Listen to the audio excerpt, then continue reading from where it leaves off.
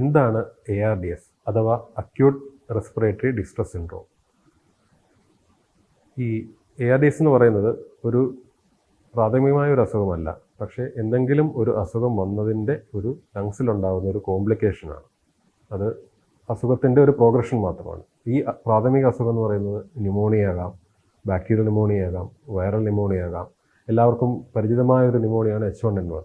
H1N1 വന്നു കഴിഞ്ഞാൽ അത് ഈ ARDS എന്ന് പറയുന്ന കണ്ടീഷനിലേക്ക് പോകാനുള്ള സാധ്യതകൾ വളരെ കൂടുതലാണ്.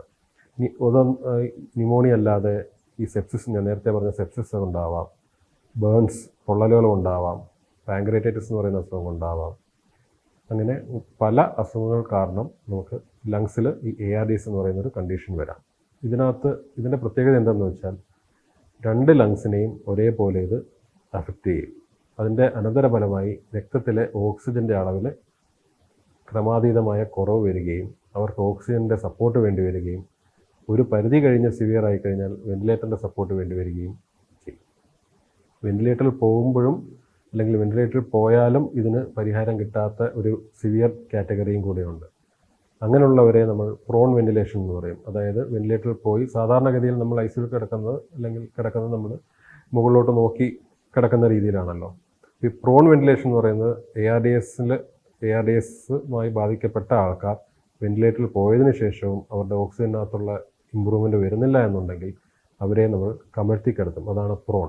ഒരു കോവിഡിൻ്റെ സമയത്തൊക്കെ എല്ലാവർക്കും വളരെ, അല്ലെങ്കിൽ എല്ലാവരും കേട്ടിട്ടുണ്ടാകുന്ന ഒരു വാക്കാണ് ഈ പ്രോൺ വെന്റിലേഷൻ എന്ന് പറയുന്നത്.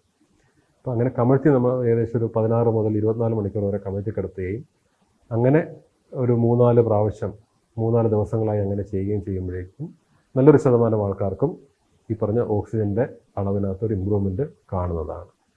അതും പ്രോൺ വെന്റിലേഷൻ ചെയ്തതിന് ശേഷവും ആൾക്കാർക്ക് ഓക്സിജൻ്റെ അളവിനകത്ത് ഇമ്പ്രൂവ്മെൻറ്റ് വരുന്നില്ല എന്നുണ്ടെങ്കിൽ പിന്നുള്ള ചികിത്സാ രീതിയാണ് ECMO എന്ന് പറയും. ECMO എന്ന് പറഞ്ഞാൽ എക്സ്ട്രാ കോർപ്പോറിയൽ മെംബ്രെയിൻ ഓക്സിജനേഷൻ. അതായത് ലങ്സിൻ്റെ പ്രവർത്തനം മുഴുവൻ ഒരു ECMO എന്ന് പറയുന്ന ഒരു മെഷീനാണ് ചെയ്യുന്നത്.